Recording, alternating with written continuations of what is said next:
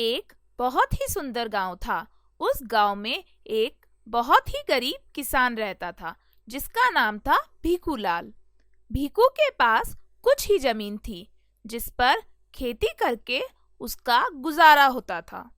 जमीन पर खेती करने के लिए भीखू के पास बैल नहीं थे। इस कारण वह खुद ही हल चलाता व खेती करता था।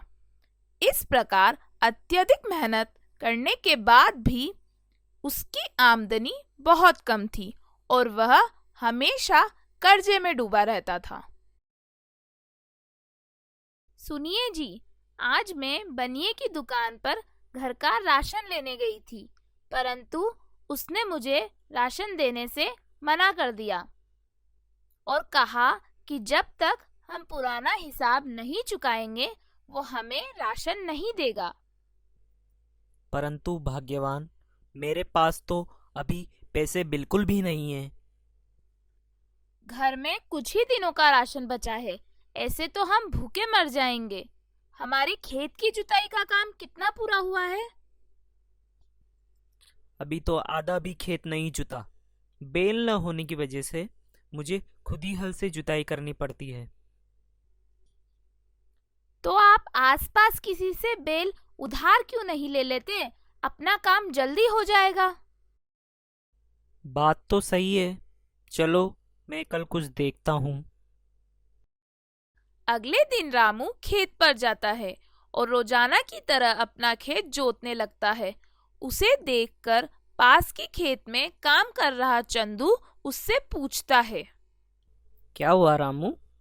तेरे खेत की जुताई का काम अभी तक पूरा नहीं हुआ क्या? नहीं, अभी तो मेरा आधा खेत बाकी है। मेरा तो जुताई का काम कब का पूरा हो गया। मैंने तो बुआई भी शुरू कर दी है।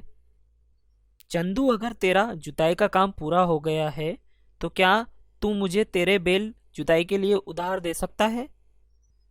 भीखू, मैं तुझे बैल तो दे देता, परंतु उन्होंने अभी अभी मेरे खेत का जुताई का काम पूरा किया है। वे थक गए हैं। अगर मैं उनसे अब और काम करवाऊंगा तो वो मर जाएंगे। चंदू की बातें सुनकर भीकू उदास हो गया और वापस अपना खेत जोतने में लग गया।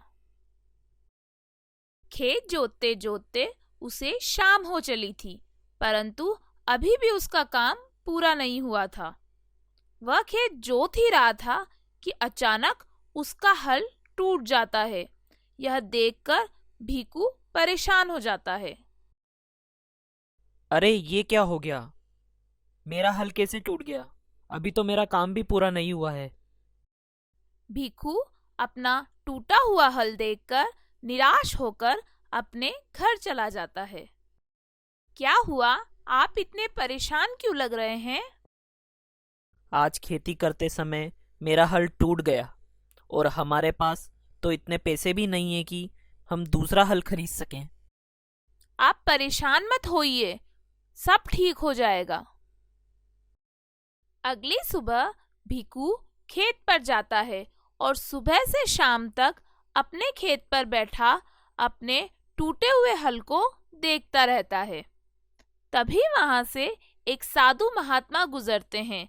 भीखू को उदास देखकर वह उसके पास आते हैं। क्या हुआ बालक, तुम इतने परेशान क्यों हो? क्या बताऊं बाबा, मेरा हल टूट गया है और मेरे पास जुताई का कोई और साधन नहीं है। मेरे पास तो इतने पैसे भी नहीं है कि मैं दूसरा हल खरीद सकूं। अब मैं क्या करूं? मेरी फसल पूरी कैसे होगी? अगर ऐसी ही बात है तो मैं एक हल देता हूँ, परंतु मेरी एक शर्त है कि तुम इस हल के बारे में किसी को कुछ नहीं बताओगे। साधु की यह बात भीकू को कुछ अजीब लगी, परंतु अन्य कोई और रास्ता न होने के कारण भीकू ने हाँ कर दी।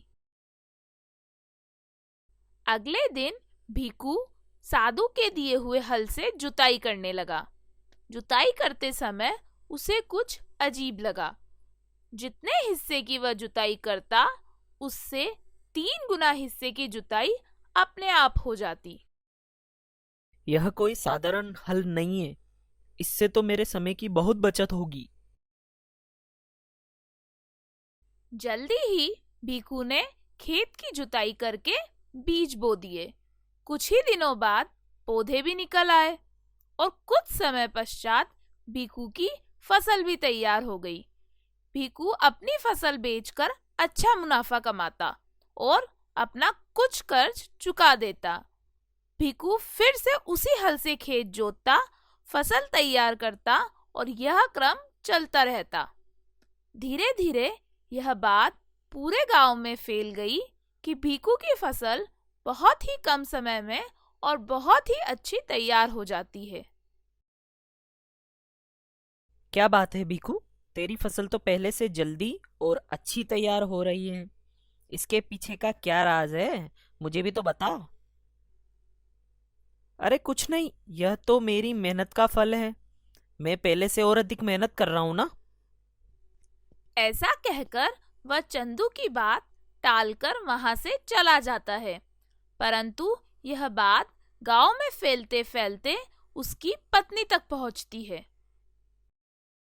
क्या हुआ?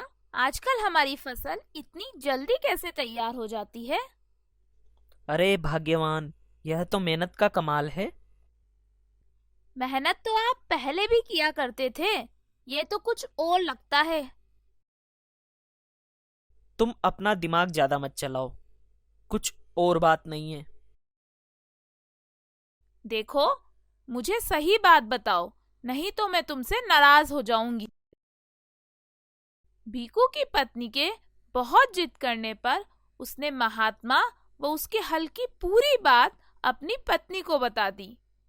अपनी पत्नी को यह बात बताते ही महात्मा का दिया हुआ हल गायब हो गया।